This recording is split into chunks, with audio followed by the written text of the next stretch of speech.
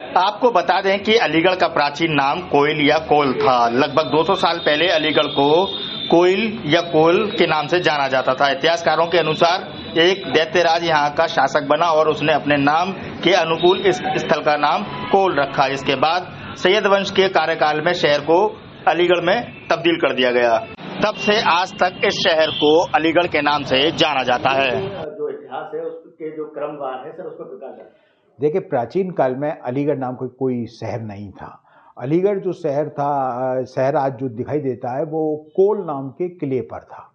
तो कोल का किला प्राचीन काल में हमें उसके रेफरेंसेज यहाँ पर मिलते हैं।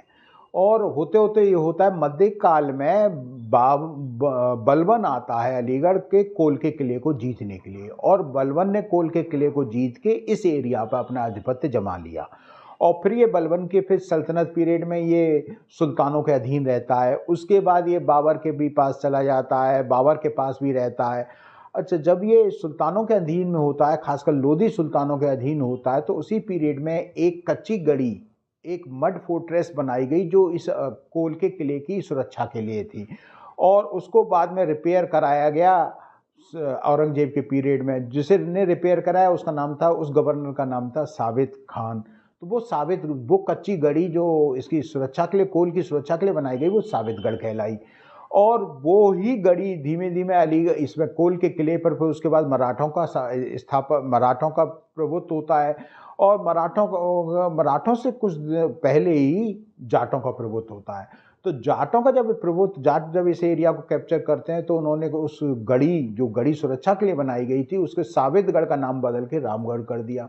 लेकिन उसके 3-4 साल बाद ही जब मराठों ने इस एरिया पर कब्जा किया या आधिपत्य जमाया तो उन्होंने उसका नाम लौट के फिर अलीगढ़ कर दिया, क्योंकि जाटों के कैप्चर करने से पहले साबितगढ़ को, इस एरिया को रोहिला पठानों के कमांडेंट्स वगैरह ने इसको कैप्चर किया था। और उस टाइम ये नवाब ऑफ अवध के अंडर में आ गई थी। तो इस कच्ची गढ़ी का नाम नवाब ऑफ अवध ने अली को डेडिकेट करते हुए अलीगढ़ रख दिया था। तो जब उसके बाद जाट आते हैं तो वो इसे रामगढ़ कहते हैं। उसके बाद फिर जब मराठे आते हैं तो मराठे उस कच्ची गढ़ी का नाम अलीगढ़ ही लेते हैं। और धीमे धीमे जब 1803 में मराठों से ये एरिया अंग्रेजों के पास चला जाता, जब अंग्रेज इसे कैप्चर करते हैं तो अंग्रेजों को लड़ाई लड़नी पड़ती है उस अलीगढ़ को जीतने के लिए, और कोल का किला उनके पास आ ही जाता है। अलीगढ़ उस टाइम भी एक छोटी सी कच्ची गढ़ी था जो कि कोल के किले की सुरक्षा के लिए बना हुआ था। लेकिन जब 1806 के ऑनवर्ड से और जाके बल्कि 1804 में शायद, या 1806 में जब इसको डिस्ट्रिक्ट बनाते हैं अंग्रेज, तो ये इस कोल के किले का या कोल के शहर का पूरे का नाम अलीगढ़ कर देते हैं उस छोटी गढ़ी के आधार पर। तो 1804 के बाद ये अलीगढ़ के नाम से जाना गया, जबकि अलीगढ़ एक छोटी सी गढ़ी थी और कोल का अस्तित्व खत्म हो गया। कोल का अस्तित्व अलीगढ़ में समाहित हो गया और उसके बाद ये हमेशा फिर अलीगढ़ के नाम से जाना